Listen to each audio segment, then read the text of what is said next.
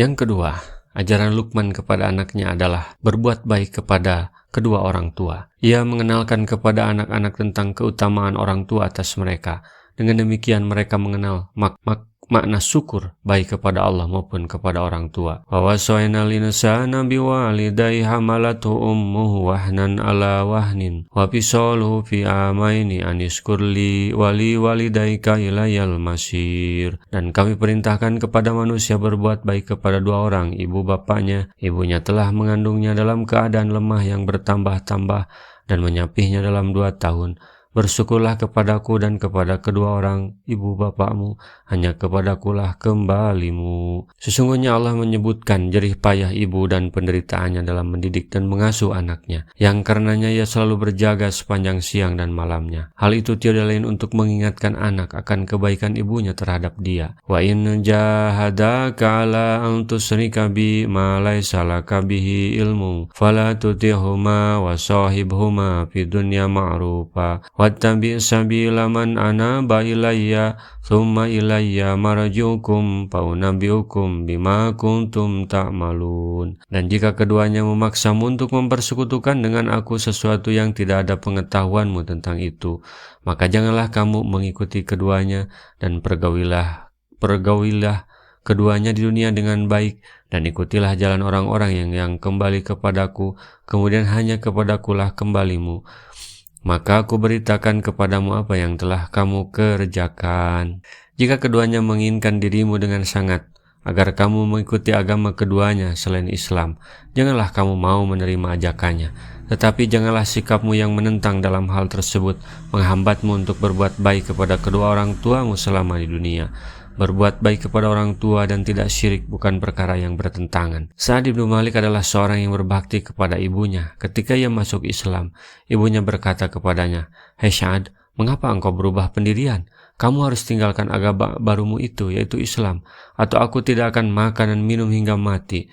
Maka kamu akan dicela karena apa yang telah kulakukan itu, dan orang-orang akan menyerumu dengan panggilan, 'Hei pembunuh ibunya.' Maka aku menjawab, 'Jangan engkau lakukan itu, ibu, karena sungguhnya aku tidak bakal meninggalkan agamaku karena sesuatu.' Maka ibuku tinggal selama sehari semalam tanpa mau makan, dan pada pagi harinya ia kelihatan lemas.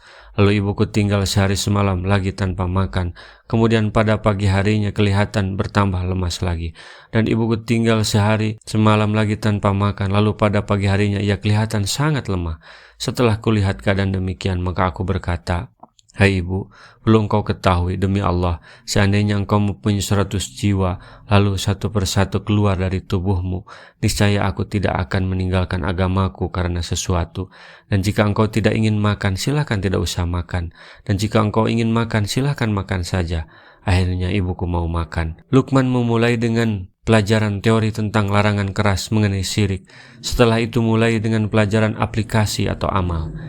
"Ya bunayya innaha in takum misqala habbatin min khardalin fatakum fi sahratin aw fis samawati aw fil ardi ya'ti biha Allah innallaha latifun khabir."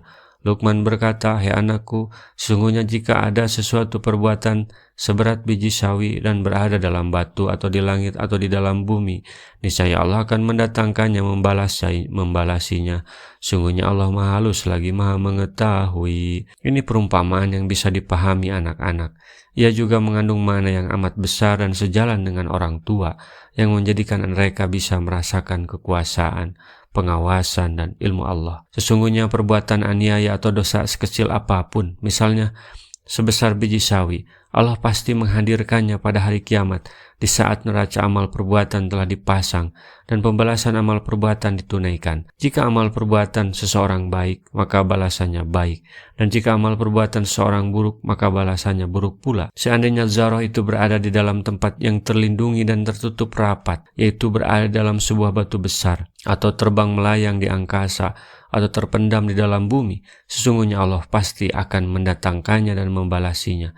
Karena sungguhnya bagi Allah tiada sesuatu pun yang tersembunyi. Barang sebesar zarah pun, baik yang ada di langit maupun yang ada di bumi. Allah maha halus pengetahuannya, maka tiada segala sesuatu yang tersembunyi baginya, sekalipun sangat kecil dan sangat lembut. Lau anna ahadakum ya'malu fi syahratis samaa laisa laha babun wala kawatun la kharaja amaluhu linnas kainan makana. Seandainya seseorang di antara kalian melakukan amal perbuatan di dalam sebuah batu besar yang tidak ada pintu dan lubangnya, niscaya amal perbuatannya itu akan ditampakkan kepada manusia seperti apa adanya. Hadis riwayat Ahmad.